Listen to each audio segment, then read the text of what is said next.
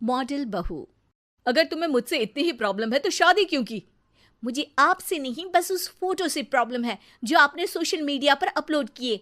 अरे इतनी सी बात और इतना ज्यादा ओवर रिएक्ट। ये इतनी सी ही नहीं, मेरी करियर की बात है। मैं मॉडल हूँ और मेरी इंडस्ट्री में कोई भी एक शादीशुदा मॉडल के साथ काम करना नहीं चाहता। इसीलिए अभी के अभी उन फोटो को डिलीट करो।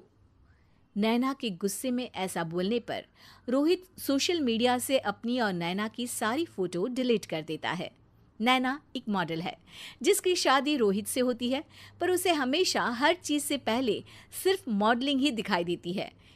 इसीलिए वो इसके आगे अपनी शादी को भी कोई इम्पोर्टेंस नहीं देती। एक रात नैना तैयार होकर कमरे से बाहर निकलती है। अरे इतनी रात को ऐसे तैयार होकर कहाँ जा रही हो? Night club. बहू, इस तरह रात भर घर की बहू का बाहर रहना सही नहीं है। ओ प्लीज, ये छोटी थिंकिंग आप अपने पास ही रखें। मेरे प्रोफेशन में night club and parties normal है।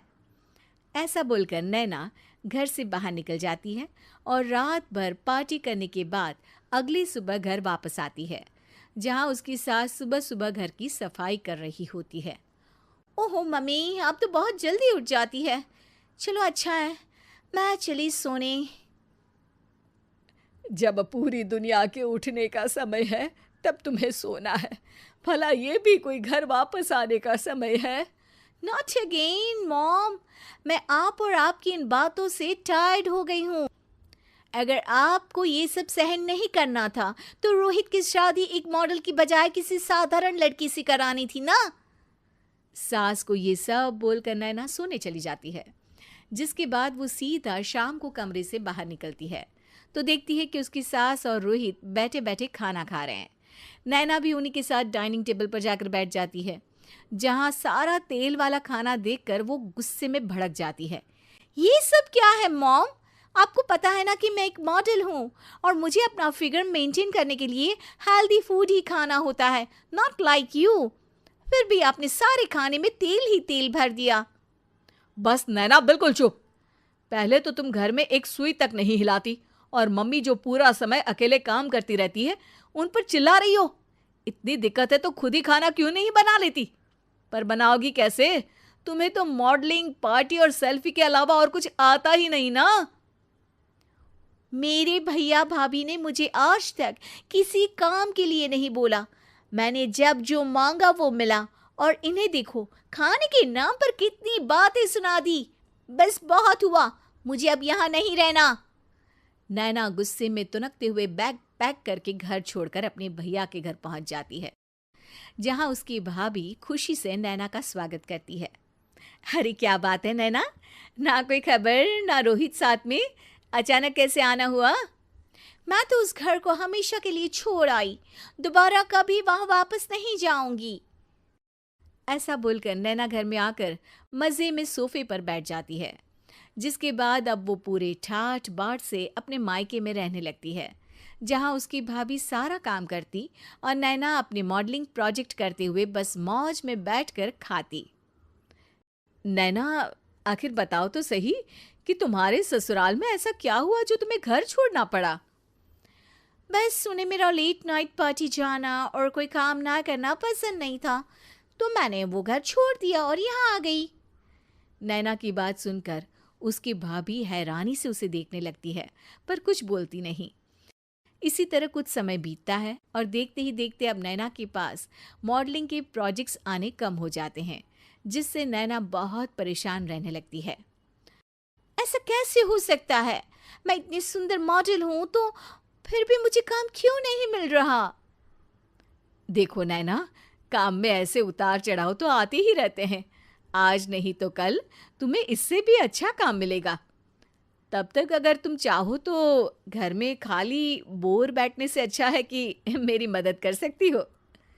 नैना पहले तो घर के काम का नाम सुनकर नाक चढ़ाती है, लेकिन फिर कुछ दिनों तक कोई काम न होने पर बोर होकर अपने आप भाभी की मदद करने पहुंच जाती है। इसी तरह धीरे धीरे उसकी भाभी नैना को घर का काम करने के साथ सारा खाना बनाना भी सिखा देती है। एक रात नैना और उसके भैया भाभी साथ बैठकर डिनर कर रहे होते हैं। पता है, आज का सारा खाना नैना ने बनाया है, मैंने तो बस आज थोड़ी सी ही मदद की है। मानना पड़ेगा नैना, खाना तो बहुत स्वादिष्ट है। आखिर मेरी बहन मल्टी टैलेंटेड जो है, मॉडलिंग और घर दोनों एक साथ बखूबी संभाल सकती है। और फिर जब मदद करने के लिए घर में कोई दूसरा इंसान भी हो तो फिर दिक्कत ही क्या। मेरी बहन चाहे तो उसके लिए कुछ भी इम्पॉसिबल नहीं है। भैया की बात सुनकर नैना को अपनी सास और रोहित की याद आ जाती है। भैया, मम्मी और रोहित ने कभी मुझे मॉडलिंग करने से रोका नहीं। वो तो हमेशा हर चीज़ अकेले संभालते आए हैं और मैं हर काम खराब करती रही। मम्मी पूरा घर अकेली संभालती है और मुझसे बस थोड़ी मदद की उम्मीद करती है, पर उसकी जगह मैं उन्हें उल्टा बोलती रही। गलती मेरी है भैया, मुझे अपने ससुराल वापस जाना चाहिए। जानकर खुशी हुई बहना कि अब मेरी छोटी सी बहन समझदार भी हो गई है। इसके बाद नैना अपने ससुराल वापस आकर रोहित और अपनी सास से माफ़ी मांगती है और बाद में खुशी खुशी अपना मॉडलिंग और घर संभालते हुए ससुराल में रहने लगती है।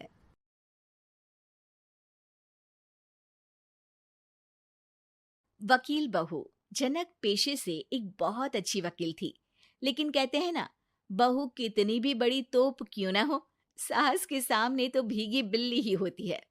अरे जनक, क्या बात है, आज रोटी नहीं मिली अभी तक। ये तेरा कोर्ट नहीं है जो आज फैसला ना हुआ तो कल की तारीख मिल जाए। रोटी तो रोज वक्त में चाहिए। हाँ।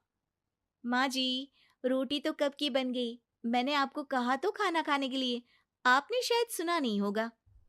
ओहो हो, जज नहीं हूं मैं तेरे कोर्ट की, सास हूं सास।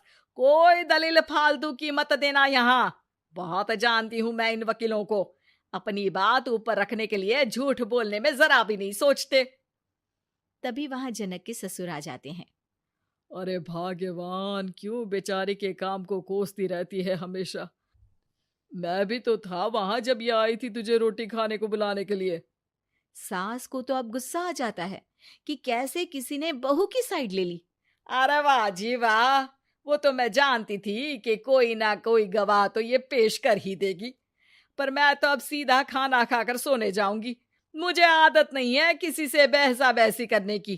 पता नहीं कैसे ये वकील इतना दिमाग लगाकर खुद तो झूठ बोलते ही हैं, साथ में झूठे गवाह भी ले आते हैं। जनक को सास के ताने सुनने की अब आदत सी पड़ जाती है। एक दिन जनक वकील की ड्रेस पर काला कोट पहनकर कोर्ट के लिए निकल ही रही होती है कि अरे कहाँ चली काला कौवा बनकर। टोक दिया ना। अब कोर्ट तो वकील वाली ड्रेस पहनकर ही जाऊंगी ना। वाह भाई वाह, दामिनी तो मैंने भी देखी है। सन्नी पाजी ने ऐसा ही कोट पहना था और कहा था कि तारीख पर तारीख, तारीख पर तारीख। मतलब कि कोई बात करनी है तो बोलिए, वरना वक्त नहीं है मेरे पास खराब करने के लिए। अरे पता नहीं तुझ में क्या देखा मेरे बेटे ने, सारा दिन वकीलों वाली बहस करती है, भोली भाली सास के साथ।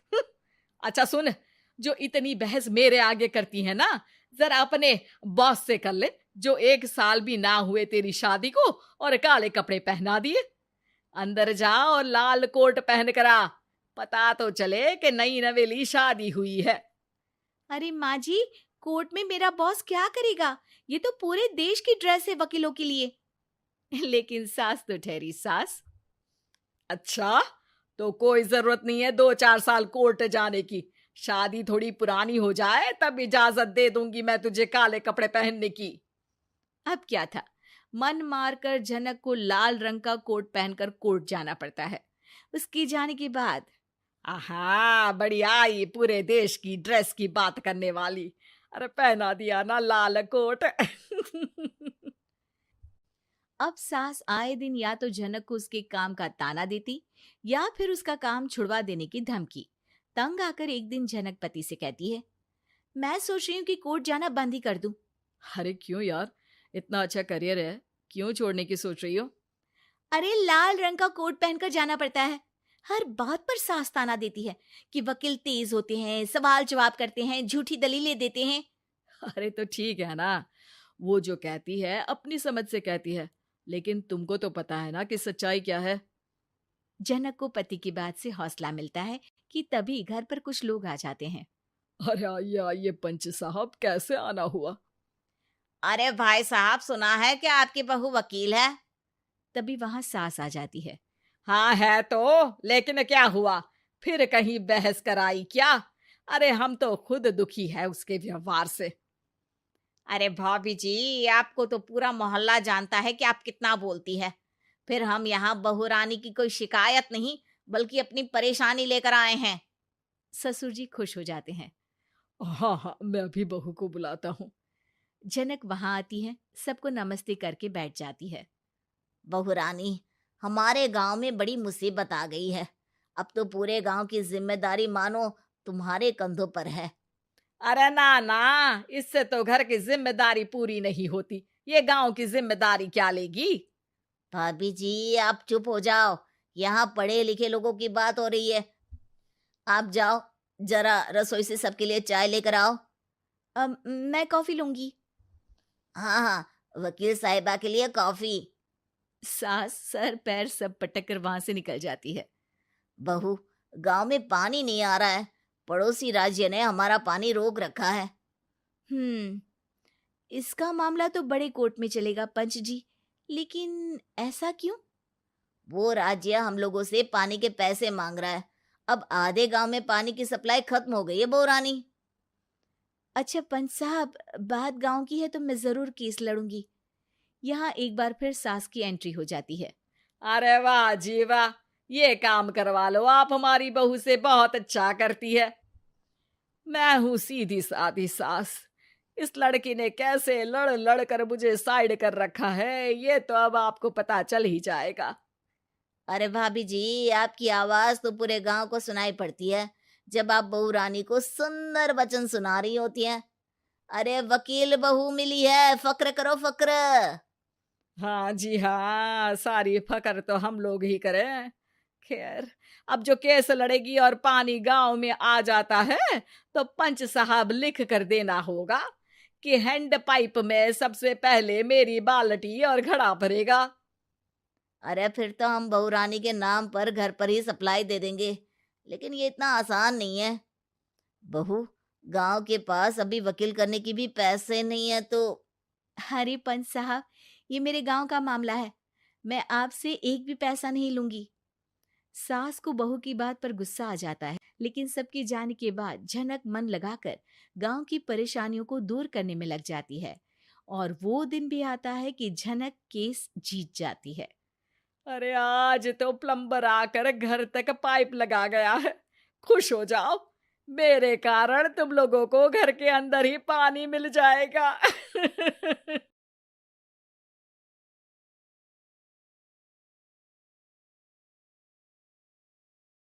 भाभी जरा मेरा टिफिन दे दो, कॉलेज के लिए लेट हो रही हूँ। ये ले बेटी, तेरा टिफिन। तभी रमन भी वहां आ जाता है। माँ, तुम अकेले ही सारा काम क्यों कर रही हो? प्रतिज्ञा कहाँ है? तुम्हें उसकी फिटनेस का तो पता है ना, बैकयार्ड में एक्सरसाइज कर रही है। फिटनेस और एक्सरसाइज वगैरह ठीक है, लेकिन उसे घर के काम में तुम्हारी मदद भी तो करनी चाहिए। अरे ठीक है, सीख जाएगी। जब तक मैं हूं तुम्हें किस बात की फिक्र? हाँ। इसके बाद रमन और उसकी बहन दोनों घर से निकल जाते हैं और सास घर के कामों में व्यस्त हो जाती है। वहीं दूसरी तरफ प्रतिज्ञा अपनी एक्सरसाइज पूरी करके थकी हुई गार्डन में ही बैठ जाती है। आज तो पूरे 2.5 घंटे एक्सरसाइज कर ली। Now I am tired. थोड़ी देर आराम करके फिर शाम को योगा करूंगी। प्रतिज्ञा अपने कमरे में जाकर सो जाती है। सुबह से शाम हो जाती है।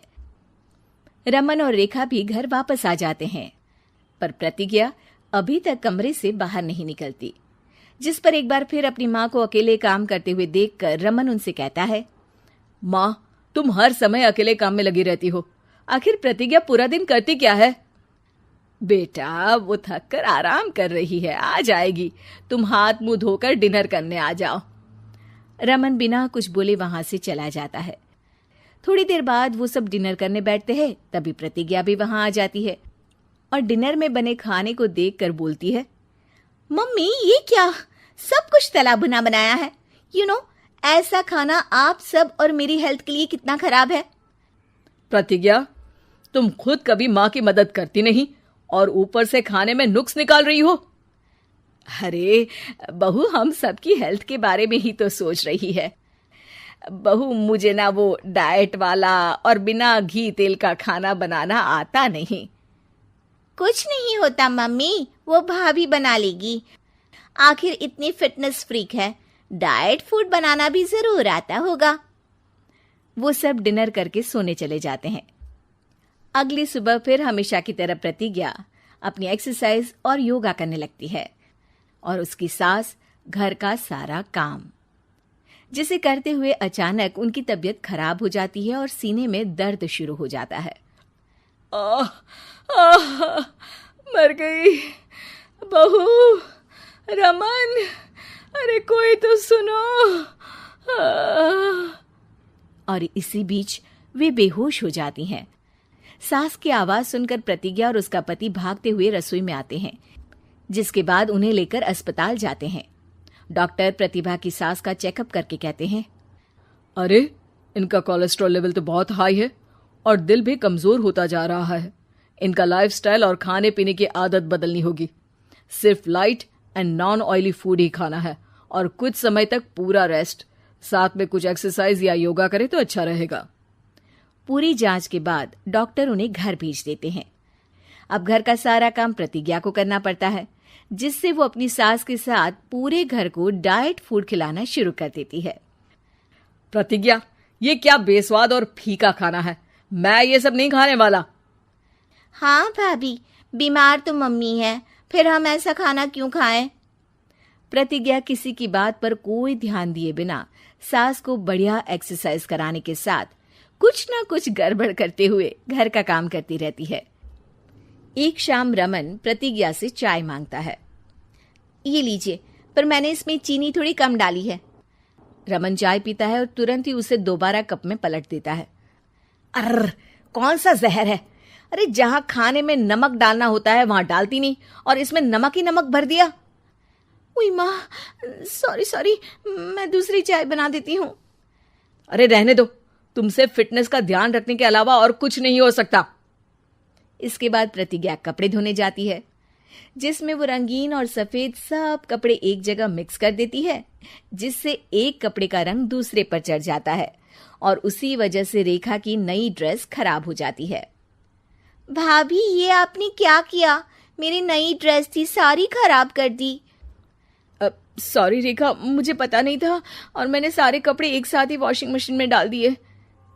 जहां एक तरफ प्रतिज्ञा घर के हर काम में रोज कोई ना कोई ब्लंडर करती, वहीं सास को एक्सरसाइज कराने और हेल्दी फूड खिलाने में कोई कमी नहीं छोड़ती, जिस वजह से जल्द ही उसकी सास पहले से भी अच्छी हो जाती है।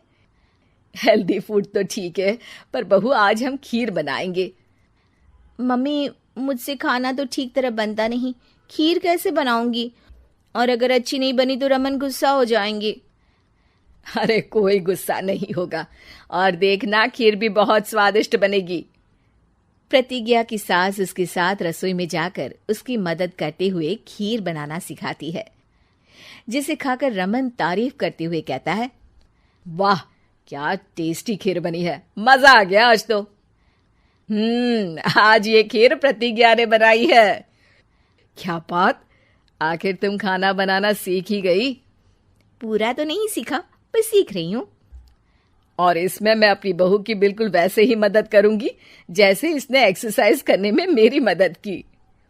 अब प्रतिज्ञा घर के काम में सास की मदद करने लगती है और उसकी सास एक्सरसाइज में प्रतिज्ञा को कंपनी देने लगती है, जिस पर दोनों सास बहू की जोड़ी को देखकर रेखा और रमन भी इंस्पायर हो जाते हैं। आज के बाद हम भी आपके साथ एक्सरसाइज करेंगे। अब पूरा परिवार एक साथ एक्सरसाइज करके डाइट फूड खाने लगता है।